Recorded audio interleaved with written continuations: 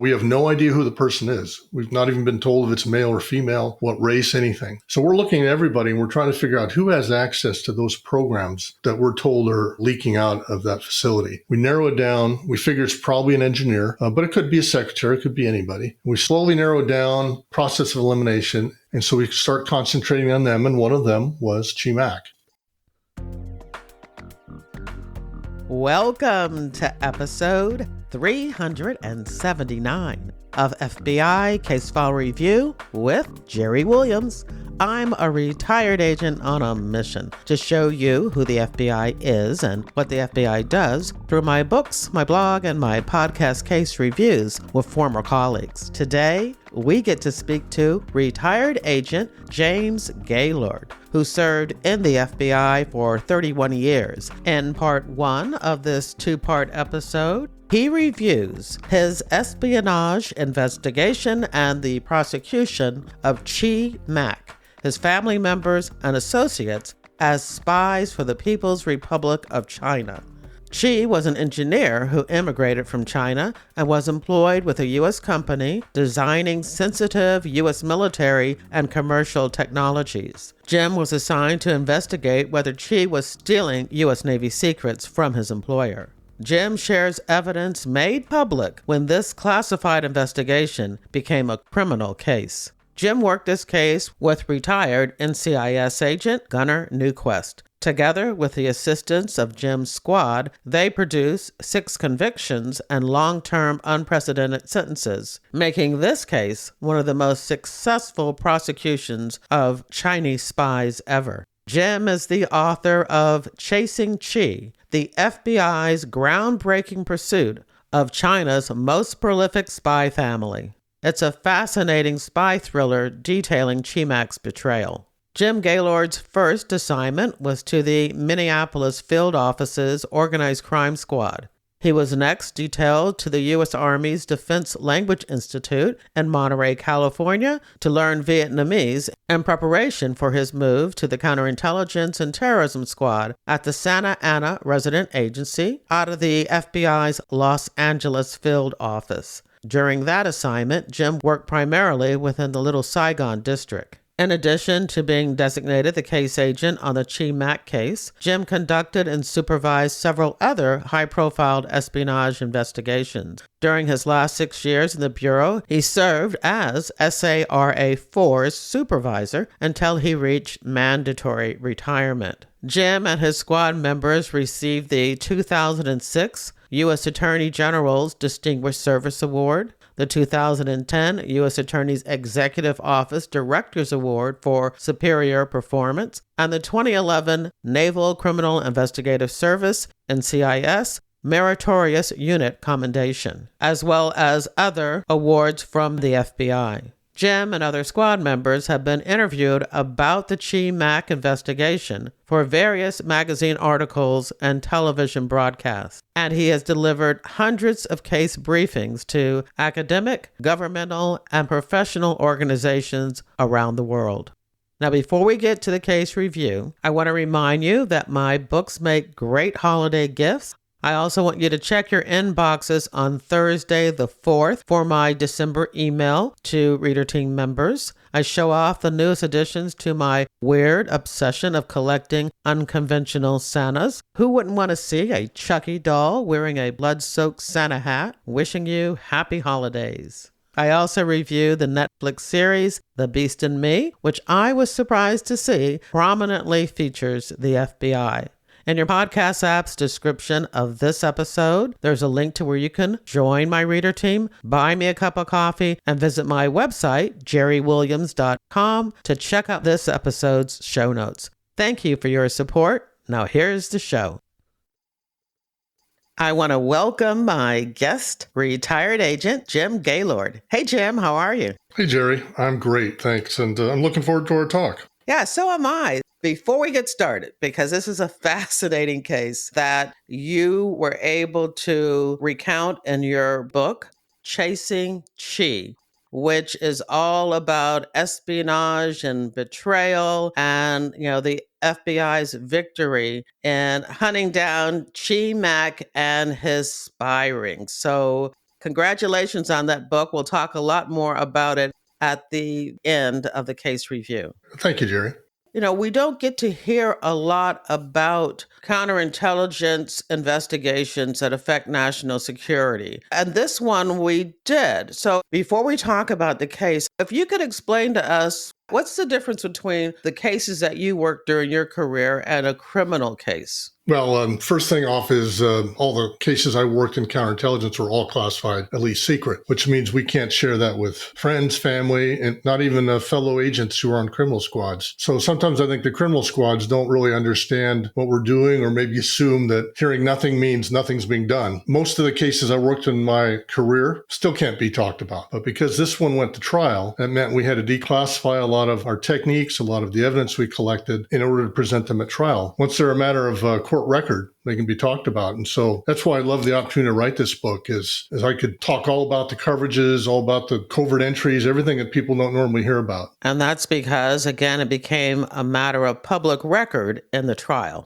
Yes, we had to open it up so that defense could look at the same evidence and be able to question and challenge it. And once that's done, it's a matter of public record. I want to give listeners an understanding of the difference of how you might go about investigating an espionage case and how we go about doing a criminal case. There's a passage in your book that really explains it well. Do you mind reading it? It's the one that starts off in an espionage case. Investigators must first decide. Sure, no problem. That passage says, in an espionage case, investigators must first decide whether to go public or remain covert. If public, you may remove access by getting the spy fired and or making an immediate arrest, thereby preventing further damage. But you won't learn the full extent of the damage done, or likely obtain enough evidence to convict, thereby inviting public derision and future lawsuits. In addition, the spy might return to their activities later, with you thoroughly discredited. While remaining covert gives you time to build a solid case, develop the deeper story, identify associates and co-conspirators, assess the damage, and set the time and place of search and arrest, it also risks the spy stealing and delivering more U.S. secrets. And if they detect your investigation, escaping and leaving you red-faced and empty-handed. And so that was the decision that you had to make at the beginning of this case, how you were going to proceed. Absolutely. Yeah. And it's tough because, on one hand, it'd feel good to just make the arrest and stop the hemorrhaging, but they could go right back to doing it again. If she's not convicted, then he'll get a job with another defense contractor and he'll keep doing it. And then it'd be that much harder to try him for something else because we would have fallen flat on our face. At least it would have looked that way. And again, I just said we were going to talk about your book at the very end, but I have to say that one of the things that made this book so fascinating, and I guess I could use the word meaty, is that you were able to use a lot of that trial testimony, the trial transcripts, and the evidence presented in putting together your book. And, that's what makes it so, it's not just I shouldn't say not just your interpretation of what happened, but it also has all of this evidence. But in saying that, I have to clarify that your interpretation is really what makes the book. Well, thanks. But you also hit on one of the things that was important to me is that I did document what I was saying, so people wouldn't just think I was upset about this or I put a bad spin on it. So yeah, I'm glad you appreciate that because I made an effort to include as much documentation as I could. Well, you certainly did. Now that we have an understanding of what makes this case so unique, that you're able to talk about it with us, where do you want to start? I'll start with when I got the case. That's all right with you. And I'll give a little background to it. First of all, the Chinese government has been trying for decades to quickly catch up with the U.S. Navy. It was a huge gap, and they've narrowed it considerably through their espionage efforts. Their goal is to gain dominance in the Asia side of the Pacific. And in short terms, that means they want and are seeking a superiority over the U.S. Navy 7th Fleet in the Pacific. And how they do that is by what we call leapfrog technologies. They're trying to steal technologies they're nowhere near on their own developing from the United States. And they've done that successfully. And in the Chi Mak case, before we ever took it on, they've done that quite successfully. And why do they need this? Why do they want this dominance? Because their main policy goal is to regain Taiwan peacefully, if possible, and if not, by invasion. And their plan, called the Taiwan Plan, originally was to do this by 2010. Obviously, that's 15 years ago now. They still want it. Now they're building their fourth aircraft carrier. Before the Chi Mak case, or during the Chi Mak case, they had none. And the U.S. Navy itself considers the People's Liberation Army, Navy as they call it, plan as the greatest threat to U.S. Navy. So that's the backdrop to the case I actually was assigned. And that happened in February 2004. I worked out of the Santa Ana Resident Agency, one of the largest resident agencies in the Bureau, bigger than a number of field offices, actually. And I was on a squad that handled nothing but counterintelligence and counterterrorism. My supervisor, Sal Valdez, came out to me and said, Jim, you need to come to my office. I got something to talk to you about. We go in, and he claims that he'd just gotten a call from FBI headquarters saying they had a huge case. It's regarding China, and that's all they could tell him over the phone. Even they didn't want to say it over the Stu or Steve phones, which were our encrypted phones that we used. And he said, you're it. You're going to be the case agent. Now, we had a history in the Bureau, and even a recent history in Los Angeles, which is the Parler-Maid case, where we'd had some real big disappointments, and most of it because we'd had poor support from DOJ or the local United States Attorney's Office. A couple of months ago, I interviewed Steve Conley, the case agent of the Parler-Maid case. That's episode 372. So anybody interested in hearing more about that case can check that out. Well, that's very interesting, because the Parler-Maid case, I didn't want anything to do with this case. And I tried to point to other agents on the squad, and Sal said, no, you're the most senior now. You do good paperwork. Sal was very good at getting you to do something by complimenting you with something. And he said, we got to go up tomorrow. We're leaving. We're flying out to D.C. And that we did. The next day, we both were polygraphed. Now, both of us had gotten in the Bureau. I'd gotten in 1985. He'd gotten in a couple years later, but they weren't polygraphing agents back then. So neither one of us had ever done a polygraph. Now, I'd had sources who were all polygraphs, so I knew how the process worked, and I wasn't concerned about it. And we flew through those polygraphs. And later that day, we went over to FBI headquarters and met in a little conference room in a SCIF, which is a secure facility. And we met around the table were China desk supervisor I'd be working with, and the representative for the head of our counterintelligence side, and then some representatives from other agencies within the United States intelligence community. And there we were briefed. We were told, and this is the basic, we were told that there is a source, and that's as far as I can go as far as where that source came from. There's a source that one of our partners in the intelligence community reported information from that source that said, we've got a leak. We've got a leak of U.S. Navy technology. It's coming out of a power paragon, a defense contractor in Anaheim, California, and it involves certain naval technologies like electromagnetic weapons, our next destroyer, quiet electric drive, aircraft carriers. And that's all we had. And they said, run with it, do what you can. So Sal and I got on a plane that night, flew back. Still neither one of us wanted this case. We knew headquarters oversight that this would be a huge drain of manpower and resources, and we're a resident agency. Are we even going to be able to marshal those, even with the help of Los Angeles field office, which is, our parent office? And we had a small squad. We had like 6 people, 6 agents. So first we have to recruit people. We got some good people from the criminal side, but we're still thinking we don't want this case. We saw what happened to Parler-Maid. It had just wound up. Very disappointing to the agents who had worked it. And we had a history in the Bureau of handling these cases, doing very poorly. Tiger Trap, Royal Tourist, Kindred Spirit, which is Wenho Lee. All those had gone very bad. There's only one case I could have pointed to back then, and that was the Larry Lutai Chin case, which had happened back in the 80s. You were saying that those cases were disappointing. Could you elaborate for those who don't know how those cases were resolved? Yeah, well, with Parler-Maid, we had an agent who had betrayed this country, J.J. Smith. He'd had an affair with Katrina Leung, his asset, and she was actually a double agent for China. And in the end, almost all the charges were dropped. I believe a charge of a tax charge was brought against Katrina. The serious charges were all dropped. And in my view, and most agents' view, was because very weak prosecutor's office and a very left-wing judge who made all sorts of unprecedented findings in the case. And there had been some problems with some of the coverages, and all those combined meant that case was considered, the agents did a great job, but the case did not end up the way it should have, with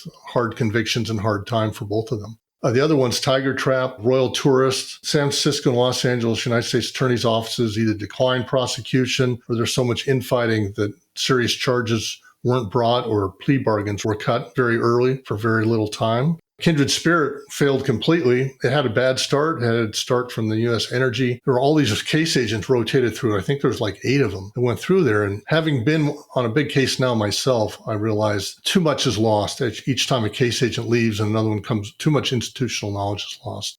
So that's the short explanation for a lot of those failures on those cases. I'd add one more thing. Kindred Spirit and others, they kept bringing up this racism charge. Oh, you're trying him because he's Chinese. Of course, wasn't the truth. And in those cases, the prosecutors just kind of put their head down and hope it goes away, and they don't really challenge it. In this case, as I'll mention later, we did, and it made a big difference. It certainly did. That was one of those woohoo points of the trial and of the book. Let me just ask one more question, and that is, normally, when we talked about many of these cases did not go to trial, normally, how is a counterintelligence national security case handled that gives the agents satisfaction?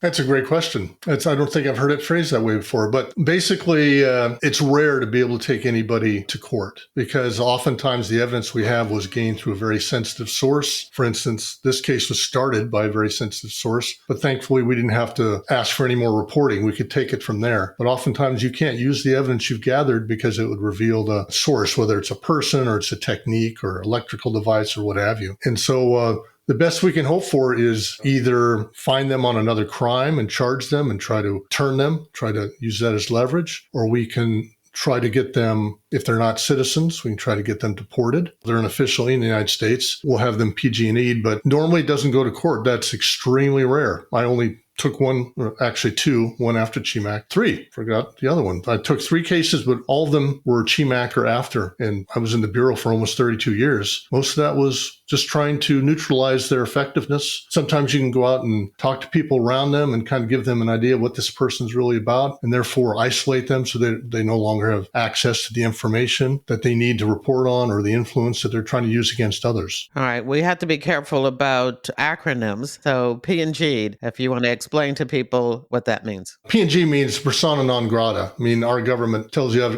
government this person has to leave and sends them home. So in this particular case, was that decision to take this to a point where you're going to charge them and take it to trial, was that made at the beginning? Or did you think this case was going to be one that at the end, you just send these people away? When I got the case, I immediately thought, we've got enough information. If we can identify this person, we're going to catch them and we're going to prosecute them. Now, there are others higher up the chain that are used to doing it the other methodologies that I mentioned. So they would, hopefully that we would maybe turn this guy and make him an agent for us, so he could report on what he's being tasked with, maybe reveal the rest of his network. But soon after I got to know Chi Mak, it was very clear he was hardcore. He wasn't doing it for the money. He was doing it for the ego, and he was doing it because he was a hardcore Maoist himself. We actually heard him having conversations to that effect. There was no way he was going to turn against China. So I knew all along we'd be trying to prosecute him. So picking up from there, we go back, we start looking at Power Paragon. Now, we have no idea who the person is. We've not even been told if it's male or female, what race, anything. So we're looking at everybody and we're trying to figure out who has access to those programs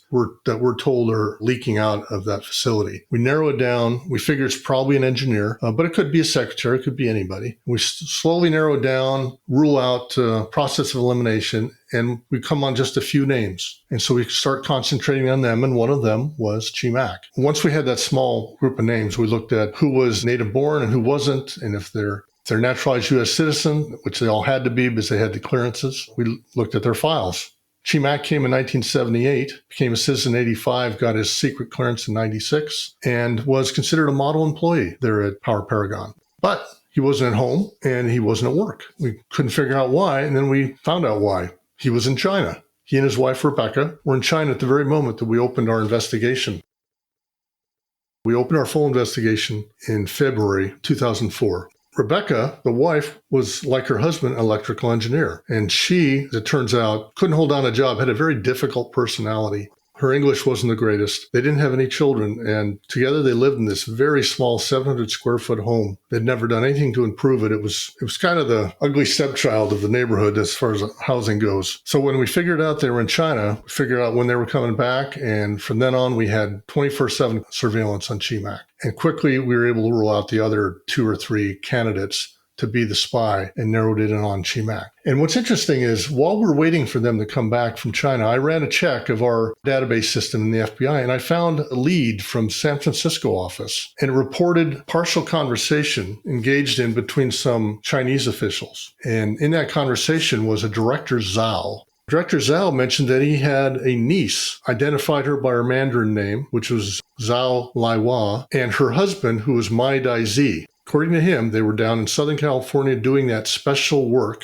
and he couldn't contact them. The only way he could contact them was through a Guangzhou, which is in China, Guangzhou Municipal P.O. Box. Now, I don't know what happened to that lead. It doesn't look like it was ever addressed. And if they'd looked up those names, they wouldn't have found them. But if they'd translated those names into the Cantonese versions, which is Chi Mak and Rebecca Chiu, they would have found them. They would have found them back in 95. And who knows how this case would have differed if that had happened. But it didn't. So as we looked at him, we found out that Chi Mak had a brother here as well, Chi Mak, who had recently come just 3 years earlier in 2001. As the case developed, it turned out that Chi Mak was sent to become the courier for Chi's information. The Chinese government was becoming worried that Chi might get caught with this information that he himself was ferrying back and forth. So they brought in Chi Mak under the cover of Asian Television Limited, also called Phoenix, which was a Chinese-owned company, a broadcasting company that had headquarters here in Southern California. Along with him, he had his wife. We charitably call her Phuc. That's how it's supposed to be pronounced, and don't try to pronounce it differently. Phuc was a natural criminal. She wasn't trained. As it came out later, the other three I've mentioned were all trained as People's Liberation Army intelligence officers. Phuc wasn't trained, but she was a natural criminal, had that mindset. As soon as she landed in the United States, she started a marriage fraud business where she would find Chinese citizens who wanted to come to the United States, and she'd marry them to American citizens who needed the money. And she made quite a good living at that. That's the only thing she did. And Ty and Phuc had children, Billy and Shirley. Billy was a student at UCLA. Shirley was still in high school. I only bring them up because it turns out Billy was also a member of this family conspiracy to spy. One of the first things we did other than record checks is I fell back on a technique that I had used my whole career with great effect. In the past, it got me hard drives and lover's notes and all sorts of things, but that is what we call the trash cover. Criminal agents know that one very well. So we did trash covers on both Chi and Rebecca's home in Downey and on the Alhambra, California home of Ty and his family. Now, the trash we got from Downey was kind of strange. Just nothing but top ramen containers and newspapers wrapped up, or fruit peels and apple cores, that sort of thing, wrapped up in Chinese newspapers. We did get some phone records, banking records, all that's useful, but no cans, no bottles. It seemed very strange. We did that trash cover for over a year and a half, and that's difficult work. My hat is always tipped to the agents who did that because you can imagine it's not the most pleasant work, but it had some fun stories in it that I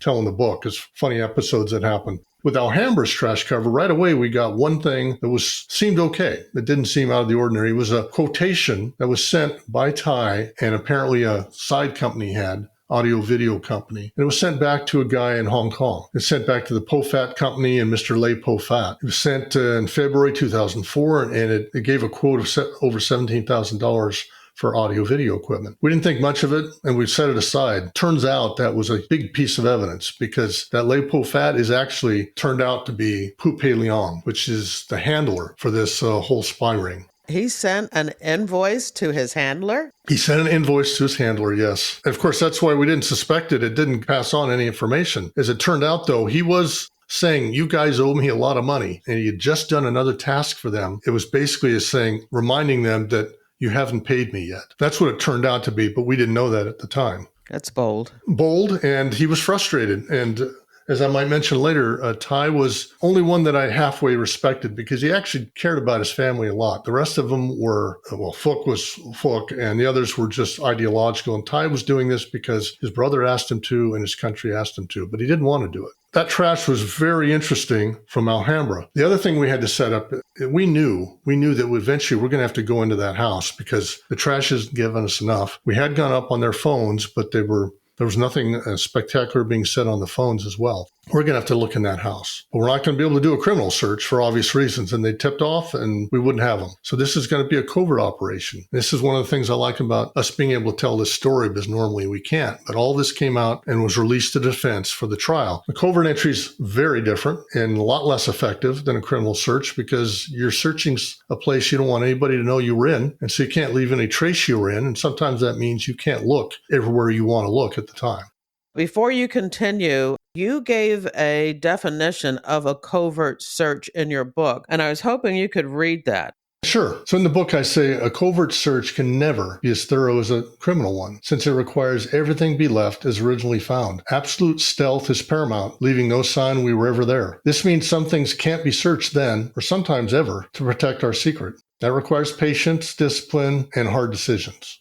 So we prepped for this. You have to get to know the routines and rhythms of the neighborhood. So you're looking for neighbors that go out on the porch in the middle of the night to smoke across the street, or go to a bathroom right next door to the Mac's house, who might have a look and see you coming in and out of the house. Before I get any more into the covert entry, I should say that when we watch these people, especially Chi and Rebecca, they were just very confusing. Half of us would be saying, look at what they're doing now. They're going operational. The other half would be saying, I don't know. They're just strange people. Rebecca would come outside and look at her car's the tires of her car parked right in front of the house for no reason. Or is she looking to see if someone's messing with the car? She'd look out the window and spy on neighbors. She'd complain to Chi about it. And then there were the Saturdays. Every Saturday, they'd go play a very bad short game of tennis in the morning. And then they would go to the gas station and they would fill up their car with gas. But while they did that, they would take the squeegees and hand towels and they would wash their entire car. Not just the windows, the paint, everything. We thought this is a counter surveillance technique. They're doing a 360 view of the area to see if they're being followed. No, turns out they were just extremely cheap. And this cheapness led to a lot of false alarms where people thought, oh, that is weird. Okay, something's going on there. Another example is after the gas station, they'd always go to the mailbox and mail something. Now, mailboxes are well known in espionage world, at least with the Russians, being used to put marks on and indicate when they want to meet. So we checked the mail. No, it was a check to the bank every week. Then they would go to a hardware store, which only had one entrance and exit in the front. Every time they would go between 9 and 10 in the morning. They'd go through the doors and they'd make a beeline for the lumber in the back. They'd stay there for about 20 minutes and then they'd leave. Never buy anything every week. So one time we sent a surveillance squad in ahead of time to watch. And what do you know, but between 9 and 10 every week, that store served free coffee for its customers. What they were doing is grabbing the free coffee and taking it and drinking in the lumber section so employees wouldn't see that every week these people never bought anything but drank their coffee. And then they'd throw the cup away in the lumber and they'd leave. So that's kind of an example. They'd go to stores, wouldn't buy anything, except maybe Rebecca would steal batteries. So sometimes I just have to say, no, they're not going operational. They're just weird people, period. Now, they did this behavior when they traveled, too. We did covert entries, as I'm about to cover, 3 times, 3 different weeks. One time they went to Alaska on a cruise. Another time they went to Europe. And a third time, and last time, they went to Hawaii. But everywhere they went, they stayed in the worst hotels. Our surveillance people are not agents. They can't carry weapons. Normally, they would stay in the hotel of the person they're watching. They couldn't. These hotels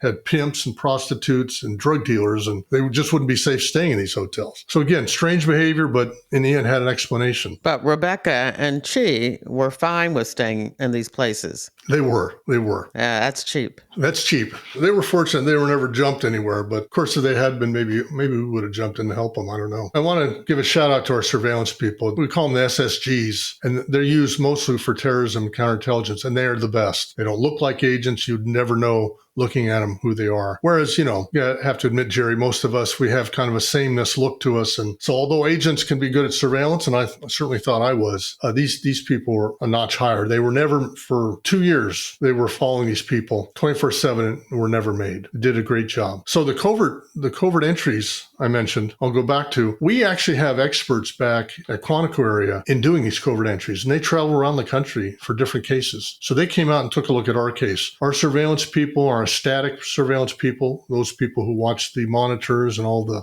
GPS devices we've got, they put together a fantastic write-up of what was going on in this neighborhood, so much so that these experts told us this is the best prep we've ever seen for a covert entry. I was really proud of that group for what they did. They took in all the variables I mentioned, and even what we called the noisy, nosy, and oversexed group, which was dogs and teenagers who lived in the neighborhood. You never knew when they were going to come or go, and you had to try to plan for that as well. And one of the ways we planned for that was the home in Downey, that's Chi and Rebecca's house. We went to the Downey PD chief. And a big plus was he had been to the FBI's National Academy, and so he was very friendly towards the Bureau. And when we told him of our need in general, he said, I don't need to know the names. I don't need to know the house. Just tell me the neighborhood. I'll sign a car, and you can have an agent ride in that car with police officer. And if any of the neighbors saw us go in and out and made a call, we'll send that officer and he'll handle it. He'll diffuse it. And had to do that a couple of times, not with neighbors, but with strange individuals walking through the neighborhood right at the time we were doing an entry or an exit. Now, when you talk about your entry and exit, you have to talk about the 1998 Plymouth Voyager, because that was like so cool. Okay. One of the great pieces of preparation we got, or help we got from the tech squad, is they went out and they bought the exact same vehicle that Chi and Rebecca drove, which is a 1998 Voyager, blue with a scratched up, old. I've told you how cheap they were, so they had old everything. And see, Chi and Rebecca weren't friendly with their neighbors, so when they would go on these trips, none of the neighbors knew they were traveling, which is great for us. So they drive to LAX to take their flight, for instance, to Alaska. And for our entries, what we did is we set up at a park about a mile and a half down the 5 freeway, very close to them. And then we'd shuttle back and forth between that staging area and the house. And we would use the lookalike car. What we did is we took all the seats out the back. Then you'd have like 6 to 8 adult men all curled up in fetal positions on the floor of this minivan. And it would drive up and park in the same place in front of the house where the Max had parked. And then we'd use all of our surveillance people to check for us, give us the go-ahead. And when they did give us the go-ahead, this is the middle of the night we're talking about, we'd get up, slowly open that door, and creep across the lawn into the house. It was surreal. It was surreal when we're lying there and hear all the radio traffic, and we're coming up the house, and then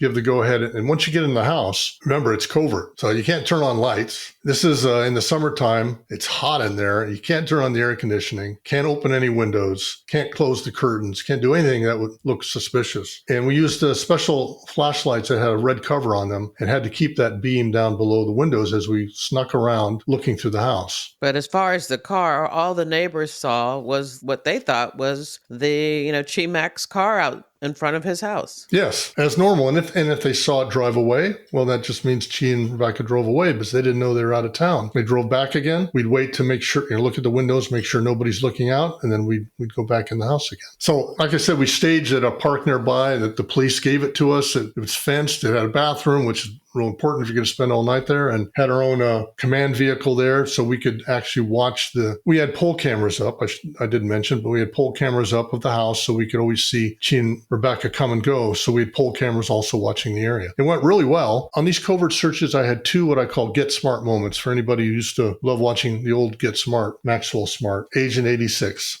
I was working 7 days a week on this case. I didn't have a whole lot of time to think about it or to talk to these experts when they were in town. But all of a sudden, it's like hours before we're going to go in this covert entry operation, I'm thinking, what do I wear? And unfortunately, Hollywood had too much of an effect on my mindset. And I thought, well, okay, I got to wear dark clothing. So I put on dark clothing. I have no shoes that are both dark and don't have reflective tape on. I grab some Adidas soccer cleats that I've got for reffing my girls' soccer games. I put black tape over the white stripes, and I think I'm good to go. Well, first of all, that was a very uncomfortable thing to wear. I'm staying on asphalt, waiting to go into the house and that much. But worse is at the end of that first night, that first entry, we've gone through the whole house, and now we're waiting at the front door to exit. And one of our experts is going through the house. Think of someone who paints themselves in the corner. He's working at the far end of the house, and he's working backward on all the carpets and flooring and everything else, comparing how it looks now to the entry pictures we took. I want to make sure everything matches. Well, I'm standing waiting to leave, and this guy who's got a very salty language I won't try to mimic here, he just starts swearing a blue streak. What the what? This house looks like it's frickin' got smallpox. He's just screaming it. I'm thinking, this is covert entry, but fortunately the 5 freeway is like 1 block away, and so there's this din of traffic covering all that sound, and everyone's looking around. What is he talking about? He says, the carpet, it's got smallpox. There are dots everywhere. Well, no one knew what was going on except for me immediately, I thought, with horror. I thought, oh, it's my cleats. I've been walking around this house in cleats. So we left. We had to do like 3 loads of people leaving. So I was going to go in the last one. The first one had already left, taking some agents back. And I said, you know what? I think I need to go on the second one. got stuff to do back at this staging area. I got out of there because I didn't want him to scream at me in the middle of the house about my cleats. I never did tell them about those cleats. Now they know. The book is the first time I mentioned it. If you want to figure out how he got rid of it, think about the old Westerns where someone takes a branch and wipes out their tracks in the dirt. He basically just had to take a brush in his fingers and work all that stuff out as he worked his way to the front door. So it went well, though. Other than that, it went well. What I didn't mention is when we went in there were stacks of technical documents spread throughout that house. We're talking like a foot and a half high. Documents he shouldn't have had, documents that shouldn't be stored outside a classified or restricted area. And they matched all the technologies we were told had been leaked out of Power Paragon to China. So that was in June of 2004. Wait a minute. You've got to also talk about how careful you had to be that they wouldn't detect that you were there. Not just the dots on the carpet, but the dust. Yeah, the dust. Yes. So because we've got to be so careful that we don't leave any signs we've been there, one of the big obstacles that our entry experts thought was tradecraft, meaning it was done intentionally, was everything was covered with thick layers of dust in that house. Rebecca was home all day, but that housekeeping was definitely not her specialty. And what that meant was the papers stacked on the coffee table, on the dining room table, everything were covered with dust. And if you disturb that, especially the trail on the table, they're going to see that. We have no way to replace that dust reliably. So we had to carefully remove like the top one that's covered with dust, put that to the side, and then in order, photograph what was interesting, and in order, put it back, because you never know if they've kept track of that. And again, the experts convinced us tradecraft. By then, I knew these are weird people. They don't eat regular meals, just they eat fruit, and they throw it up in the trash, and that's their whole meal. They're just strange people. One other thing I should say is we did 2 other weeks a year later, and until then, we couldn't look inside one filing cabinet, 2-drawer filing cabinet in the living room next to a wall. The reason we couldn't look in it is because not only were things dusty, there's spider webs everywhere, and there were spider webs from the wall to the handles on both of these drawers. Now, in one area, you'd say, well, okay, that means it's not used, but these people have been spying for decades, and we wanted to see what was in there, but we couldn't open them. We'd break the spider web, and to my knowledge, the FBI doesn't have any spiders on retainer that can replace those webs, so we had to leave it for later entries. After the covert entry, there were months and months of us collecting dutifully, trash, everything else. We were building a real knowledge of their habits and their eccentricities, everything else, but it had kind of slowed. Our progress had slowed, and you can imagine a case like this drains a lot of resources. We were getting a lot of pushback, mostly from the Los Angeles field office, because these resources were needed by other agents for other cases. And we were fighting tooth and nail to keep this because we're not going to make this case against Chi Mak unless we catch him in the act. And then we had something that just changed the whole course of the case. Maybe it's not right to say the course, but reinvigorated the case. So a year after we'd started our trash covers, now it's February 2005, we recovered these tiny pieces of paper. It basically torn up pieces of paper that have little Chinese characters on them. Sometimes the Chinese characters are handwritten, sometimes they're machine printed. So we take them back, we dry them off because you can imagine, especially before recycling, everything's wet and damp and mixed together, bathroom, kitchen, etc. Dry them out, and then we put them together like a puzzle. I'm there with one of our very important agent on our case, Jessie Murray, Spider last name. She's fluent in Mandarin, speaking and reading. We had our linguist there too, put it down on the floor, and we pieced together just like a puzzle. And we come up with 2 pieces of paper. One is numbered 1 through 9. It's all in Chinese. And the very last line, number 9, says DDX. Well, DDX is one of the things we were told was being leaked to China. DDX will be the next generation destroyer. When we have it translated, about half of these items on this list, Chi Mak has access to or we have found in his house. That's huge. Now we've got a tasking. Now we have him following directions from China. That's a huge element of our case. Even better is the second trash list. The second one is machine printed. Chi Mak did not have the ability to do that on his laptops. What I didn't mention in the covert searches, we downloaded every laptop and computer he had, so we knew what was on them. This trash list had a paragraph of instructions. The first paragraph said, you can learn more through joining associations and participating in some seminars with special subject matters. Information from one special conference can be compiled onto a disk, and later on it will be very valuable to do research on it. And then it had a list of technologies such as space-based interceptors, launched electromagnetic interceptors, aircraft carrier systems, electromagnetic aircraft launch system, torpedoes, and then an et cetera at the end. All of these things Chi Mak had collected and worked on. Well, this was even bigger. And so this was a list of instructions to Chi Mak about things that his Chinese handlers wanted him to get. Exactly. Well, why would he throw something like that, tear it up and throw it in the trash? Well, I'd be happy to answer that, but it gives away part of the ending. Basically, when we talked to him the third time around, he said he was just so angry at the Chinese government, especially his handler, Pu Peiliang, for telling him what the Chinese Navy needed. He knew. Pu, he considered a computer geek, and he knew what the Chinese government needed, and yet they were telling him like he was a child. And so he just got angry. And again, this guy had been disciplined for decades, and we had found nothing in his trash for over a year. But he just got angry and tore up in tiny pieces and threw it away, not knowing, of course, that we were going through his trash. That was the one let-up we saw in his behavior that would serve as a tip-off to us. He was otherwise extremely disciplined man. But as any criminal agent will know, sometimes you got the smartest criminal, but they make one stupid mistake. And that was his. Anything else found during your covert searches that we can highlight? Other items found in the covert search were kind of obvious, but very useful. And that was address books. And they kept a number of them going back decades. So we were able to see all the contacts that Chi Mak and Rebecca made in China, in the United States. There was nothing that stood out to us at the time. But once we were building a criminal case and we learned that the handler's number ended with 2332, his cell phone number, we found that number in our covert searches and later in our criminal searches in over 20 different places. Sometimes address books without the name listed, sometimes little slips of paper that had been torn off, all sorts of things. We found that number throughout. This is a number for a man that Chi Mak later denied even knowing or having anything to do with.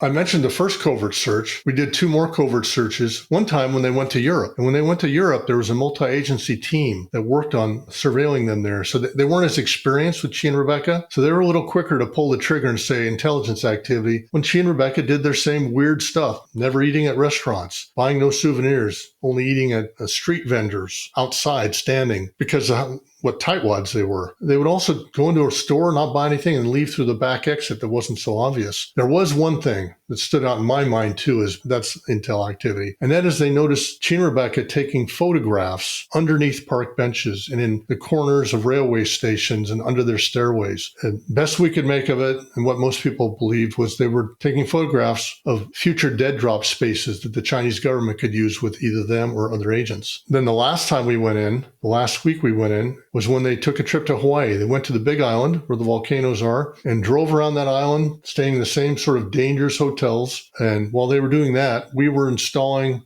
the last thing, which we shouldn't have had to, but we had to really fight for, and that is a camera inside the house. We already had microphones. We had microphones in the home, microphones at his workplace. We even had a camera over his desk at his workplace, microphones in the cars, GPS in the cars. We wanted a camera in the house to see what was going on. And boy, am I glad we fought for and won that fight finally. So the last couple of nights, we put in 2 cameras. One over, they had a second bedroom they used as their computer room, one over that table in there, and one over the dining room table. I had my second Maxwell Smart moment there. So I had one on the very first day of entry and the very last day of entry. The next day, Chi and Rebecca were going to come back from Hawaii. So this is our last night there. And while we're waiting again to leave, I've got, Jerry, you may recall some of our radios were pretty big and cumbersome back in the day. And I had one on my hip with a hard rubber antenna.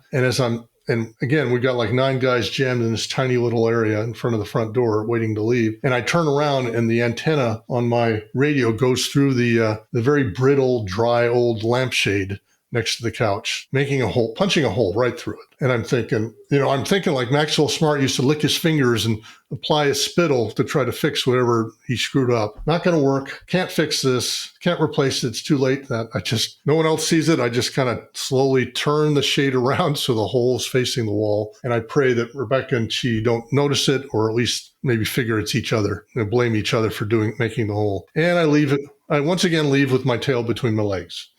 What's so funny about this is that there are 2 things that you did that you never told anybody, but I only can imagine what's going to happen when your old squad reads the book and then comes to you and confesses about something that they did that they never told you about. I hadn't thought of that, but if they do, and I get a second edition, anything anyone wants to tell me, I'll throw it in there. Yeah, I'm sure lots of mistakes, but those are my 2 big ones. And also, one other thing that we thought was a mistake is once we left, the next day, one of the tech people that was doing the installations can't find a tool, and they're worried that it's been left in the house somehow. And so during the daytime, which is a lot riskier, one of our experts from back east sneaks in the house and looks around and verifies there's no tool left behind. And that was only hours before Chi and Rebecca actually came back to the house that day. So now it's all installed. Not very happy with the product we're getting. It's very grainy and sketchy and it blinks in and out and it's not synced up to the audio. We're not happy with it, but it's what we got to work with. And so surveillance units that are in the neighborhood are watching their cameras and watching basically life go on. And then one day, it's a Sunday, the October the 23rd, I get a call at home and the static people, surveillance people, the ones watching cameras say, Chi and Rebecca are sitting down at the dining room table and they were copying discs onto his laptop. And then they're taking them out and putting in blank discs and making copies. Don't know what they're saying. None of the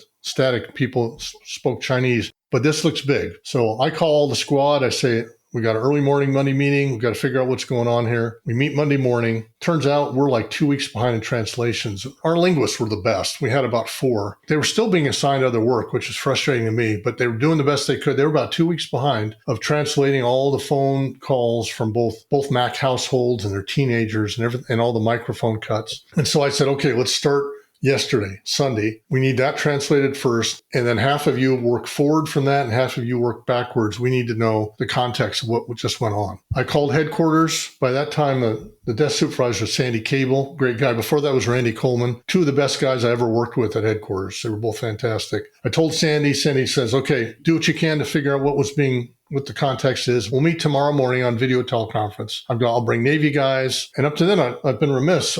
We had partners in this. The NCIS, they had sent up a full-time agent from San Diego, Gunnar Newquist, who was fantastic. He was a friend and a partner the whole time, driving nearly 2 hours every day to work our case. So NCIS headquarters was going to be involved too. And the next morning, Tuesday, we have that conference. Now, we had our own plan because by then we'd found the rest of the contacts, and I'll give that to you now. So basically, the Tuesday before that Sunday, when we saw them copying discs, Fook had called Ty and said, I've made all the arrangements for China. We're ready to go. We're going to go a week from this coming Friday. So that would be a Friday after the Saturday when we saw them doing the copying. So then the Wednesday before that copying took place, Ty calls someone he calls Chief Pooh at that same phone number, and he uses coded language. I'm with Red Flower, North America, going to the trade show. I'm bringing my assistant. Pooh says, great, use the calling card I gave you when you land and I'll come pick you up. The next day, Thursday, Fook calls Ty on the phone and says, why are Chi and Rebecca always so nervous, always worrying about this? And, last time we carried all those heavy papers for him and Kai Hu, who is another handler, he was the predecessor to Pupi Leong. Kai Hu complained, saying, hey, give us the whole book, not just some pages. And Ty said,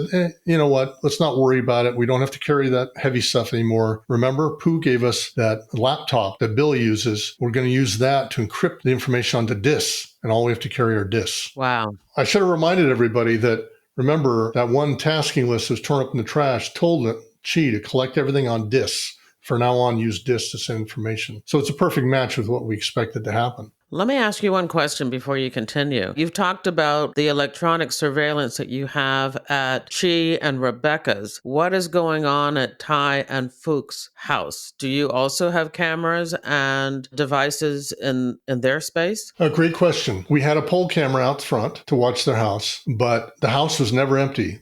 They went on no vacations. Both the kids were students. Fook's business, half time she was home, half time she was out doing her marriage fraud. We were following her there. And Ty had an irregular schedule as well. So there was never time or an opportunity to go in the house. So there was no coverage inside the house. We covered the outside. We covered their telephone, cell, and hardline. And that was it. So it was kind of fun to finally get in that house when later on we did a criminal search. But going back to the phone calls, they were going back and forth.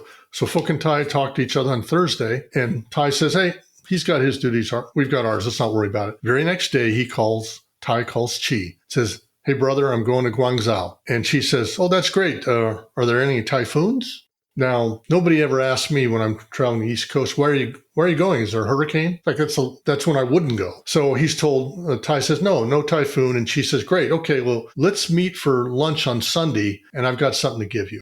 That Sunday morning where we saw them copying the discs, that's why they're doing it. And now that we've got the audio translated, we know that while they're copying these discs, they're saying, okay, we're going to make these 3 discs from the conferences you attended. And we watch them package them up once they're done. And they talk about, while they're doing it, they reminisce about the last trip they themselves took to China, where they dealt with another handler. Yang Fen. They were put up in a luxury hotel, given a car and a driver. And they talk about now what they're doing. They're putting QED and carrier information on these disks. And they say that, okay, now what Ty will do is he will encrypt this information on the new disks and deliver them to Pooh. And they say, Pooh's a computer guy. He won't understand, but we'll explain it to him when we go back. Because they were planning on retiring and moving back to China in about 4 or 5 months.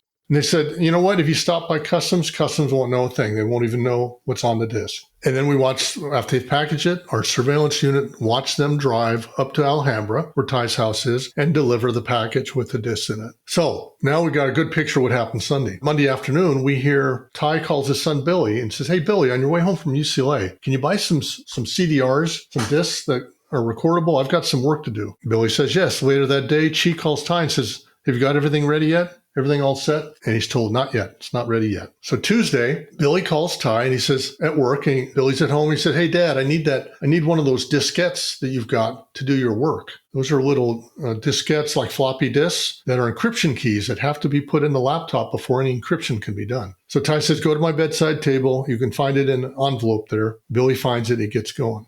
Later on, Ty comes home and Billy is now away from the house. Ty calls and says, hey, Billy, the computer's spinning. I think it's stuck or something. What's going on? Billy just said, don't worry, I'm burning those disks for you. Turns out it was a writing error and Billy had to redo his work.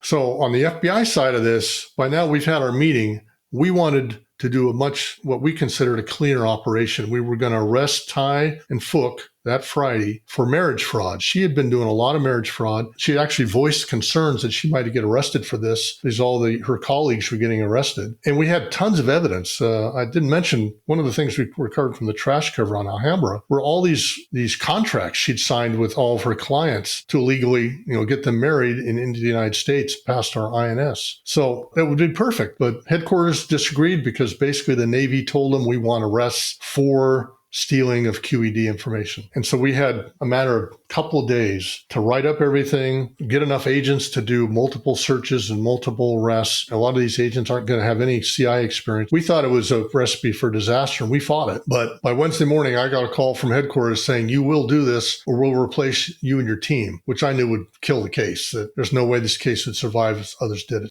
So we gave in. I spent all day Wednesday and Thursday with the United States Attorney's Office, who also didn't want this case rushed like this. But they went along and we wrote everything up. By Thursday night, we had finished affidavit, charges, warrants, and all the plans for all the simultaneous arrests and searches. So I was feeling pretty good. By Friday morning, I go in to meet with the attorneys again. That morning, I'm going to swear before the judge and get everything signed off. What do I run into? But Department of Justice and the United States Attorney's Office, which had fought us tooth and nail on the charges we wanted. We wanted an easy charge. So the first charge was just going to be acting as an unregistered agent of a foreign government. And we'd add charges to that later, but just a holding charge. That wasn't good enough for them. And they spent 7 hours all day debating between the two sides other charges. And they ended up at the last. And this was not our prosecutor's fault. We had Greg Staples and Deirdre Elliott, who were both fantastic. And they went along with our charges. But now, like us, they were in the middle and they had to accept what they were told to do. They gave us bad charges. They actually gave us charges that didn't work. The theft of government property. And this is intellectual property. It wasn't included in the statute. It was a disaster. But that's what we had to go with. That's what we're going to have to make the arrest on. But because it took 7 hours, the judges had all gone home. This is a Friday. We get our new charges about 4 o'clock that afternoon, rush hour in LA. Anyone who lives here knows how bad it is on a Friday. And I'm told I've got to go to northern San Fernando Valley to the judge's house to get him to sign it. It takes me 3 hours to get up there, even though I'm driving on the shoulder, driving like a madman to get up there in time. Because while I'm driving, Billy is driving his parents to the airport to get on a flight to go to China. And we can't do anything until these things are signed. I get up there about 9 o'clock roughly, and I've got panic calls on the walkie-talkie and the phone saying, is it signed yet? Are the orders signed yet? Arrest, search, what can we do? Nope, you just got to keep following these guys. Well, fortunately, the judge heard that. He said, you know what, tell them all it's signed as of this time. And, it's going to take them a while to sign all this, but they can get started. You could collectively hear a sigh of relief across Southern California as all these agents spread out to hit either Downey, LAX, or Alhambra. Now they could do their job. As it turns out, on that Friday when Billy's driving his parents to LAX, we've got a recording device in the car. And later on, we hear them have a conversation where Ty says, yeah, Chi is still nervous about this encrypted disk deal. I don't get it. But, if you're so nervous, you shouldn't be doing stuff like this. And that's the last recorded conversation we have that we were able to use in court. So we make the arrest that night. Right after we take down Chi Mak and Phuc Lee at the airport, we take down Chi and Rebecca at their home in Downey. It wasn't for 7 more months until we were able to get the United States Attorney's Office to agree to let us arrest Billy as well. But how the arrests went down themselves was very interesting. We wanted to wait till they went through security so there could be no excuses. If we arrested them too early, they could say, well, we weren't going to take that to China. But once you go through that security, you're taking everything you got with you. So we wanted to wait. Our surveillance from that morning, they wanted to be in on this. They'd been doing this for over a year and a half. They wanted to see how this ended. So they came back to a double shift. We already had someone covering Ty and Phuc. So we said, you know what? Go out further, do a larger perimeter and just see if they see anything funny happening. And they did. They saw a guy named Mr. Luo, Asian male, standing on the sidewalk outside at LAX filming Phuc and Ty through the window, but not letting them see that he's doing that. They only checked one small bag. And when they did that, then they went into security and he got in line right behind them. And they even looked at each other, but pretended they didn't know each other. And we didn't know if they did at the time or not. Turns out they knew each other very well, but pretended they didn't know each other. They went through security and right away we scooped up Ty and Phuc in a very entertaining little video that our surveillance guys took and walk them off. In the background is Mr. Luo just walking on by, taking in the whole thing. Nobody else in the airport even saw the arrest take place. He did. Then he was supposed to be on the same flight they were to China, but instead he went to a different terminal, sat down, very nervous, looking around, sending texts, placing a phone call. That was being reported to us. We said, okay, watch him, keep track of him. We'll find an agent. We'll send somebody by to talk to him. The Luo interview was actually very interesting. Dennis Kim, very seasoned agent. He went and confronted him when he went to the bathroom and seized all of his stuff from him. What we seized from him is 4 different cell phones he had on him, some from China. Talking to him, we found out that he was associated with the Zhongzhang University, which is in Guangzhou, and is associated with the handler of this case, Pu Pei Liang. We also found out that he's one of the guys that Phuc brought in with marriage fraud, and he had a copy with him of the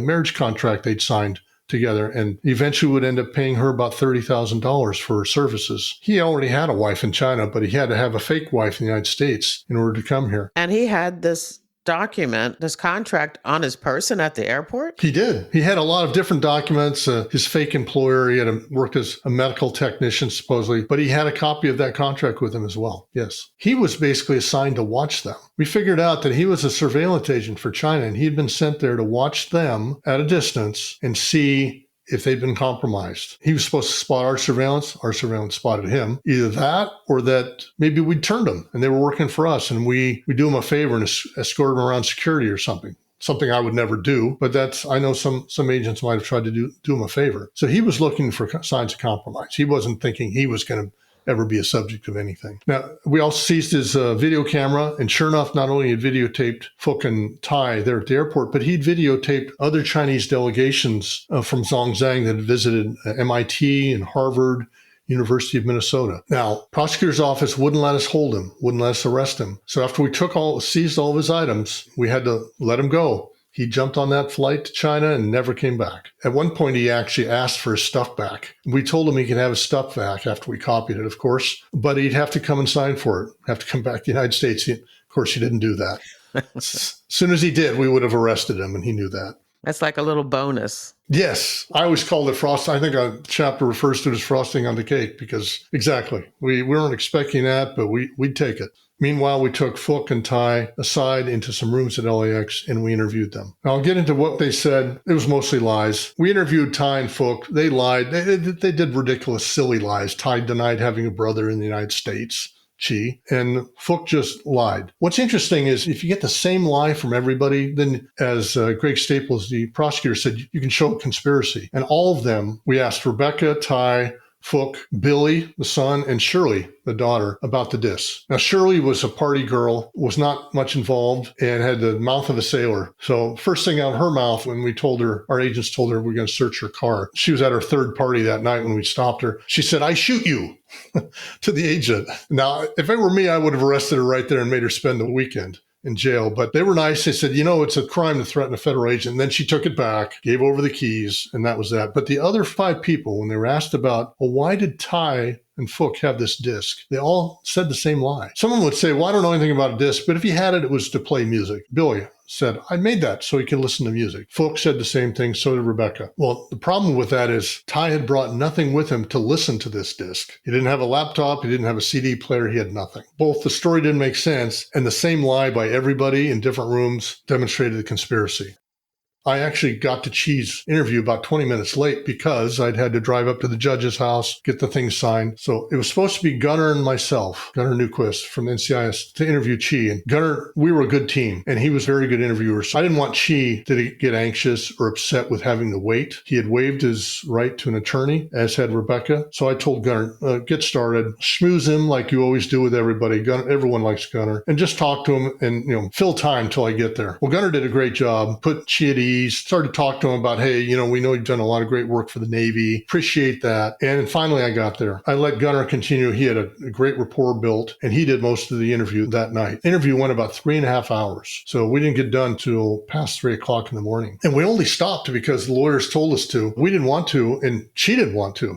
Chi had a huge ego, and he always thought he was the smartest guy in the room. And he enjoyed talking if we'd let him. So we kept feeding him tea and giving him bathroom breaks, and he kept talking. But most of it were lies, but very useful. His interview and Rebecca's were both videotaped. I'd never done a videotaped interview. Back then, regulations were you didn't do a videotaped interview unless you got special permission. Our SAC wanted it, so SAC Brust, great guy, so he said do it. I was a little nervous. I'd never done one. I've done lots of interviews, not videotaped, but I'm very thankful that Brust pushed that issue because we had Chi lying, in the judge's own words, dozens of times, obvious lies, denying anything knowledge about the disc, and then when finally admitting there was a disc, he'd say really stupid things like, well, I'm working on QED and I wanted Ty to look for books on QED in Hong Kong. Well, QED was a cutting edge U.S. technology just being developed. It's not going to be in any books. And Ty hadn't even finished junior high. He's not going to understand any of that stuff. None of it made sense. He just lied because he didn't know what else to say. But that was useful in itself. Rebecca did the same thing. Her English is very poor, so we had an agent, Sharon Kuo, who's a native speaker and a linguist. Henry Dean. They did a great job with her, but she was even worse. She was like dismissive and sarcastic. She at least tried to be pleasant, even though he was denying everything. Right towards the end of his interview, we decided when we were told we had to wind it up, we turned up the heat. A lot of stuff was still classified, hadn't been declassified. We weren't sure what we could mention, but we could mention trash cover stuff. So we brought out those lists. You shared the videotaped interview that you did with Chi. Why don't we play part of the audio from that now? If I'm going to show this to you, I want you to tell me the truth. Okay? Sure. No, I mean it. Yes, I mean it. We're done. We're done if you just flat out lie about this. Yes. I've seen this, and I know where this came from. Okay. Okay? Okay. Read that for me and tell me what it says. See, I have to take my... What does it say? Go ahead, read it out loud for us. Something like attend some meetings and make a disc will be very meaningful, including those magnetic things, including the, I never have such things. Really? Yeah, I mean this one. Wait, you didn't read the whole thing. What does this tell you about after you attend conferences? What should you do with that information? The launching some pattern, the platform, No, ship not that, electrical, no. Up here. apply more meetings, Yes. and learn more things, Yeah. and make a disc. And later on we study is more convenient. I study is more convenient. Does that sound familiar to you? Does that situation Yes, scenario? yes, I saw this one. Keep reading, please. Then something like electronic magnetic systems and levitation magnetic platform. Mm-hmm. And the electromagnetic launching, maybe I don't know how to spell it in English. Okay. That's fine. I know what it says. I know what it says. Electric gun, submarine, Yeah. and the launching equipment, and the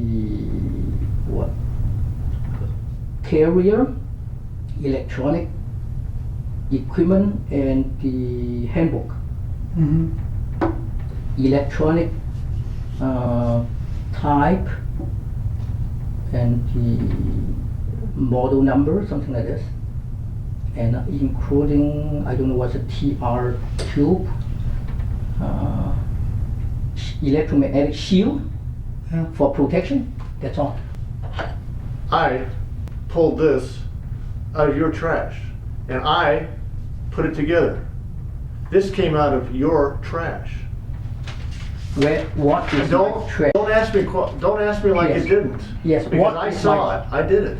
Yeah, it's not. I never trash anything. Probably. You tore up this note so people would just see a lot of gibberish and wouldn't mind paying attention. But since I know what I'm looking for, I know what you're doing, we piece this together and we see instructions to you about how to do things from those people that you're helping back in China. You put it on a CD, it goes back to them. You go to conferences and gather information as they tell you to. Put it on a CD, like you've admitted, you put information from conferences on, and it goes back there. Here is your shopping list. Show me. This is your shopping list. Read it out loud to us. 1 through 9, please. Right there, Yeah, 1 through 9. Read what you The see. first one is the how to call the propulsion dynamic system, and not depend on air propulsion system, electrical power system, and the standardization and warning, electric technique. I don't even know what is this. Ship and the communication, let's see. Oh, permanent magnet machine, ship electrical system solution, high frequency. These are the things. Good. Finish the list. Okay. High frequency ALE. I don't know what ALE means. High altitude.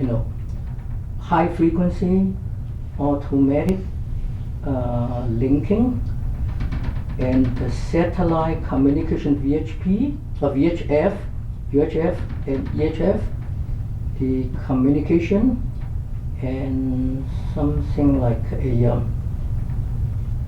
And what's radio. What's number 9 on the list? Number 9, DDX plan, but not. This came out of your trash. This I pieced together. This is one of the lists that you have to gather information. And these things are in your house. And these things find their way on disks that you give to Ty. Ty encrypts them.